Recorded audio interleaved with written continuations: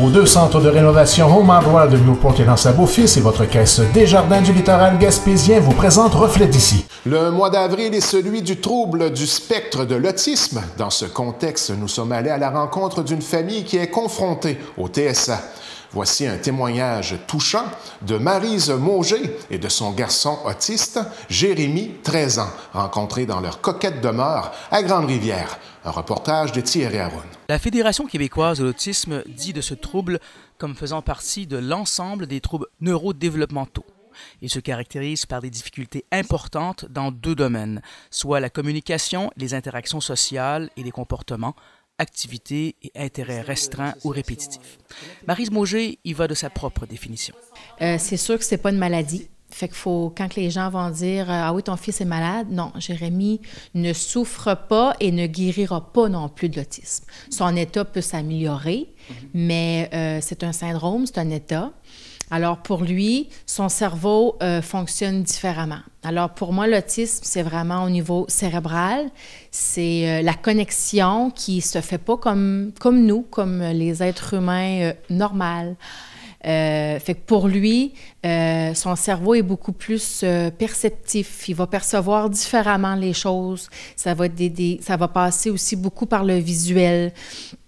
C'est pour ça aussi que puis c'est des non-verbales. Fait que un autiste qui va parler a soit appris à parler, comment je pourrais dire, a appris, bon, tu dis bonjour, je réponds bonjour, ou a mieux été outillé pour pouvoir comprendre le langage, mais normalement, la plupart des autistes sont considérés non-verbales. C'est-à-dire que Jérémy, moi, oui, il parle, mais jamais qu'il va me raconter une histoire, jamais qu'il va raconter sa journée. S'il a mal à quelque part, je ne le sais pas. Le chemin de la communication est parfois difficile, mais qu'à force de persévérance, de compréhension et de patience, le contact se fait. Jérémy, lui, ce qui le dérangeait plus jeune, c'est les lieux. Si j'allais à une fête d'enfants, il fallait que j'arrive la première. Il fallait qu'il voie chaque individu rentrer un après l'autre. Si on arrivait à un endroit inconnu, puis qu'il y avait beaucoup de gens, bien là, je le perdais. Je voyais qu'il commençait à être très, très inconfortable, puis pouvait en suivre la crise, là, vraiment. C'est quoi une crise? Comment ça s'exprime? C'est des cris très forts. Un enfant autiste va crier, comme souvent on va dire, « ton enfant est mal élevé, il est gâté ». Une crise d'enfant gâté. Mais c'est pas ça. C'est vraiment son seul moyen de dire « je panique, je ne suis pas bien ».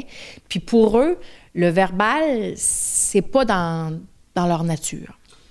Jérémy a été diagnostiqué à l'âge de 2 ans au CLSC. Madame Mauger raconte avoir eu une chance inouïe d'avoir trouvé une place au centre de réadaptation de Chandler avec une équipe d'experts qui l'ont bien encadré. Puis ils vont essayer de, comment je pourrais dire, de normaliser ou d'adapter le sens. Ils amènent plein de choses, des choses rugueuses, des choses plus molles. Ils vont aussi aller développer la motricité fine parce qu'un autiste a beaucoup de difficultés à attacher ses lacets, attacher son manteau. Fait que jeunes enfants, ils vont aller vraiment travailler sur la motricité fine. Ils vont aller travailler le langage. Ils font plein de choses aussi pour l'aider à arriver à l'école, à l'habituer à travailler avec quelqu'un. Parce que Jérémy aussi, c'est des enfants qu'on dit rigides parce qu'ils ne veulent pas non plus se faire dire quoi faire. C'est comme s'ils n'acceptaient pas de se faire dire quoi faire. Moi, je ne pouvais pas montrer à mon enfant comment manger avec sa fourchette parce qu'il mangeait super bien jusqu'à l'âge de 5 ans avec ses 2 doigts. Soupe, yogourt, tout, c'était ses doigts. Mais il y avait une rapidité, puis c'était ça. Un bon matin, mais il avait toujours sa fourchette, son couteau. Puis un bon matin, mais il a pris sa fourchette, mais ça a pris beaucoup d'années, beaucoup de persévérance.